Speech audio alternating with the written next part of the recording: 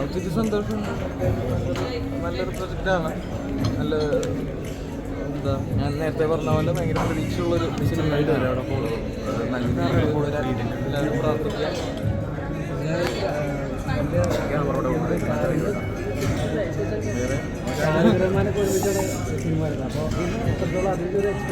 തീർച്ചയായിട്ടും തുടക്കം മുതൽ റഹ്മാൻഷായുടെ പടങ്ങളെല്ലാം ഫോളോ ചെയ്യുന്ന ഒരാളാണ്. പടങ്ങളെല്ലാം ഇഷ്ടമുള്ള ഒരാളാണ്.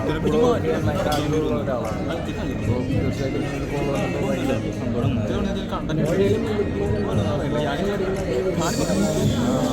വീഡിയോസ് അല്ല, ഒരു ഫോട്ടോ അതേപോലെ അതൊരു ബോക്സിംഗ് റിലേറ്റഡ് മൂവിയാണ്. അപ്പോൾ തീർച്ചയായിട്ടും അതിൻ്റെ പ്രാക്ടീസ് ഇതായിട്ട് എക്സ്പ്ലോർ ചെയ്യാത്തൊരു ടൈപ്പ് ഓഫ് ജോണർ സിനിമയാണല്ലോ, ഫൈറ്റ് കാര്യങ്ങൾ. അപ്പോൾ അത് പ്രാക്ടീസ് ചെയ്യുക, നമ്മൾ ചെയ്യാൻ ഡിഫിക്കൽട്ട് ആയിട്ടുള്ള കാര്യങ്ങൾ. പ്രൊജക്റ്റിൽ എൻ്റെ ഒരു എക്സൈറ്റ്മെന്റ് ഫാക്ടർ അത് തന്നെയാണ്. തീർച്ചയായിട്ടും ആ ഒരു എക്സൈറ്റ്മെന്റ് ഫാക്ടർ ഉണ്ട് ഈ പടത്തിൽ. അപ്പോൾ ഞാനും എക്സൈറ്റഡ് ആണ് എങ്ങനെ വരും എന്നുള്ളത് അറിയാനായിട്ട്.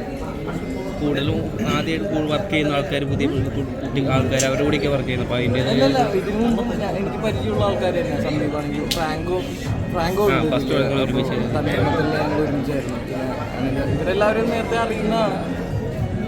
വർക്ക് ചെയ്യുന്നത് കുറേ നാൾക്ക് ശേഷം, ഫ്രാങ്കോനായിട്ട് കുറേ നാൾക്ക് ശേഷമാണ്. പിന്നെ ബാക്കി ഉള്ളവരായിട്ടെല്ലാം ആദ്യമായിട്ടാണ്. പിന്നെ ഗണപതിനായിട്ട് വർക്ക് ചെയ്തിട്ടുണ്ട്. പിന്നെ അറിയാം, എല്ലാം അറിയുന്ന ആൾക്കാർ തന്നെയാണ്.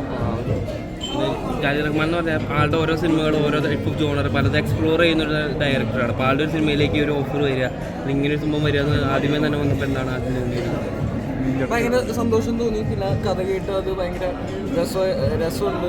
അപ്പോൾ അത് കൂടുതൽ സന്തോഷം തോന്നി. അതിലേക്ക് പിന്നെ അതിൽ ഒരു പാർട്ടാവാൻ പറ്റിയതിൽ ഭയങ്കര ഹാപ്പിയാണ്.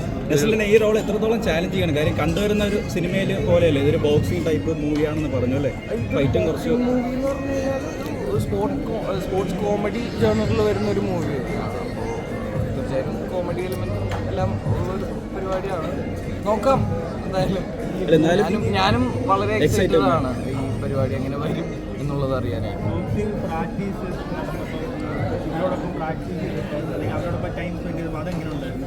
ഭയങ്കര പഠനമായിരുന്നു. എല്ലാവരുമായിട്ടൊരു റാപ്പ് ഇതിനു മുമ്പേ തന്നെ കുറച്ച് നാൾ മുമ്പേ ഞങ്ങൾ ട്രെയിനിങ് തുടങ്ങിയായിരുന്നു. അപ്പോൾ എല്ലാവരുമായിട്ടും ആ ഒരു റാപ്പും ഉണ്ട്.